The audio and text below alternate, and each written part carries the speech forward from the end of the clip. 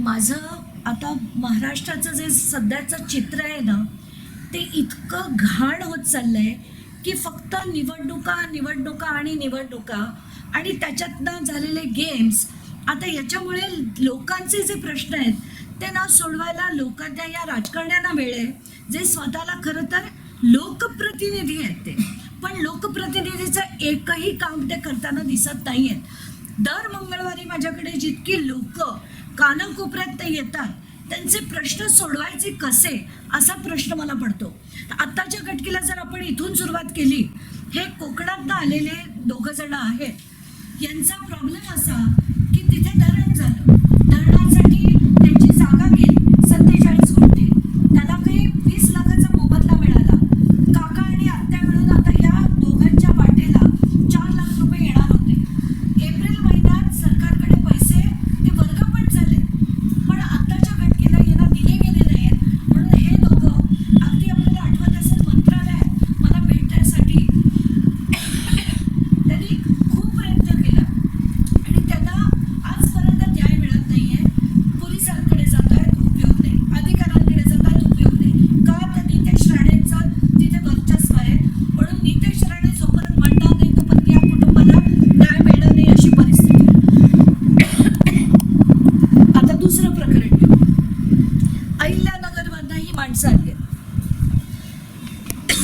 जसं बीडला झालं तसंच काहीसं तिथे झालंय. बीडला सुद्धा जसं आपल्याला माहिती आहे की त्या पवन चक्की यांच्या कंपन्या होत्या, सिक्युरिटीचा इश्यू, त्यांचं कॉन्ट्रॅक्ट कोणाला मिळणार याच्यासाठीची मारामारी. तसंच हे काहीसं प्रकरण आहे. या कंपनीत सुद्धा या व्यक्तींना ते कॉन्ट्रॅक्ट मिळालं होतं सिक्युरिटीचं. तिथे आमदार एकानंतर एक, आधीचे 2 होते, त्यानंतर आता नवीन आमदार जे आलेत दाते नावाचे, त्यांचा कोण पी आहे आणि त्या पी ए कोण अशोक आहीर नावाचं आहे. आणि त्या अशोक आहीरच्या बरोबरचे जे व्यक्ती होते पवार नावाचे, काय पवार नाव आहे त्यांचं, विकास पवार. त्या विकास पवारांनी जाऊन त्या कारखान्याची जाऊन तिथे सगळी तोडफोड केली. ही त्याची सगळी दृश्य आहेत. सेम म्हणजे जसं तिथे अवादाचं प्रकरण बीडमध्ये सुरू झालं होतं तसंच सेम हे इथे सुरू झालं. हा विकास पवार तेव्हापासून गायब आहे.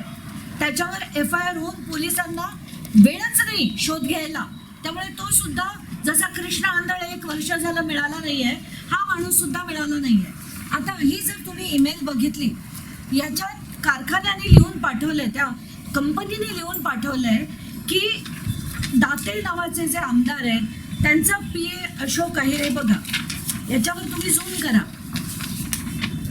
दाते नावाचे आमदार, त्यांचा अशोक आहीर नावाचा PA आहे. त्यांनी गुंडागिरी करून कंपनीची तोडफोड केली आहे. तर तुम्ही सिक्युरिटीवाले आहात, तर तुम्ही याच्यावर कायदेशीर कारवाई करा.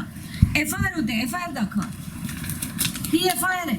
ही FIR सुद्धा झालेली आहे, पण त्याच्यावर कुठचीही कारवाई अजून झालेली नाही आहे. आता जर कंपनी म्हणते दाते आणि अशोक आहीर हे त्याला जबाबदार आहेत, तर मग दात्यांची आणि अशोक आहीरांची चौकशी करण्याची हिंमत SP-मध्ये का नाही? कारण आत्तापर्यंत आपण बघतो की जिथे जिथे राजकारणी असतात, ना पोलिसांमध्ये ताकद आहे ना अधिकाऱ्यांमध्ये ताकद आहे.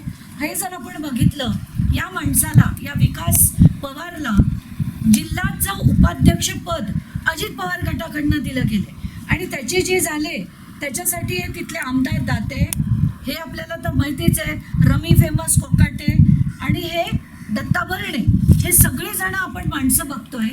कसं यांचा न्याय मिळणार आहे? मला असं वाटतं की आता सगळेच जण जर माझ्यापर्यंत पोचायला लागले तर तिथल्या लोकप्रतिनिधीने काय करायचं?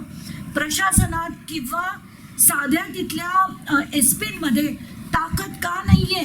या दात्यांना बोलवून घ्यायची आणि या अशोक आहीरांना बोलवून घ्यायची.